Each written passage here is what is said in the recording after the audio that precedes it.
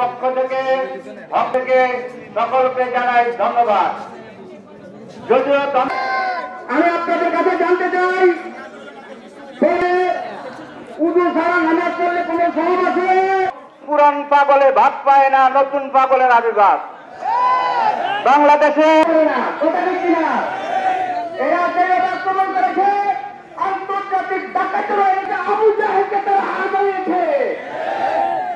মহাজের হাজিরিন, অনুষ্ঠানে অন্যান্য ওলামায়ে কেরামের মুখ থেকে তাদের নামাজের কোনো মূল্য নাই, তাদের ঈমান নাই, তাদের তাবলীগের কোনো মূল্য নাই। তাবলীগ জামাতের দাওয়াত হইলে মেয়ে সুস্থ বুজুর্গ আপনাদের জান মাল নিয়ে আমার সংক্ষিপ্ত আলোচনার ভিতরে ভুল ত্রুটি ক্ষমা করবেন এবং আপনাদের এবং আমাদের জন্য বক্তব্য নিয়ে আসছেন গোলামতি হুসাইনিয়া মাদ্রাসার সম্মানিত পরিচালক।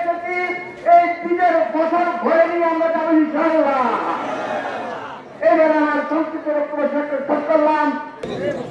রামপুরা থেকে শুরু করে আমরা যারা এখানে অবস্থান কর্মসূচি পালন, তাদের সবাইকে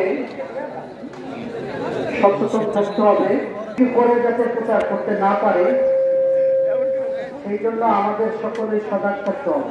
আদব পালন করিয়েছেন, আমরা সেগুলো কিন্তু ভুলে যাই নাই। আমরাই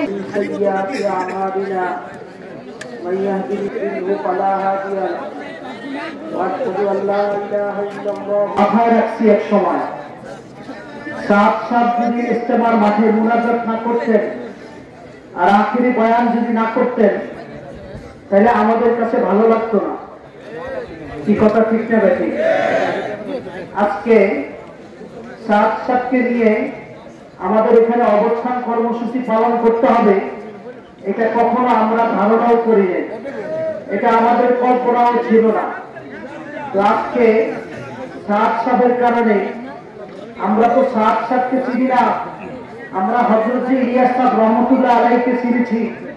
ইলিয়াস সাহেব রহমতুল্লাহ আলাইহির মানসুজাত আমরা পড়েছি এবং ইলিয়াস সাহেব রহমতুল্লাহ আলাইহির দরদ আর ব্যথা, যে দরদ আর ব্যথা নিয়ে দাওয়াতে তাবলীগের মেহনত শুরু করেছে, সেই মেহনত থেকে সেই জ্বলন আর ব্যথা আমাদের ইচ্ছা করলে, কারণ সংখ্যাগরিষ্ঠতার দিক দিয়া আপনাদের চাইতে আমাদের সংখ্যাগরিষ্ঠ আমরা কিন্তু সেটা ভুলে যাই নাই। আমরা কিন্তু এখনো আপনাদের সেই কথা স্মরণ আছে। আগে 2016 সালে যখন আপনারা বলেছিলেন ধৈর্যের পরিচয়, 2024 সালে আমরা ধৈর্যের পরিচয় দিই। আপনাদেরকে আপনারা কিন্তু এই বাংলাদেশে কোন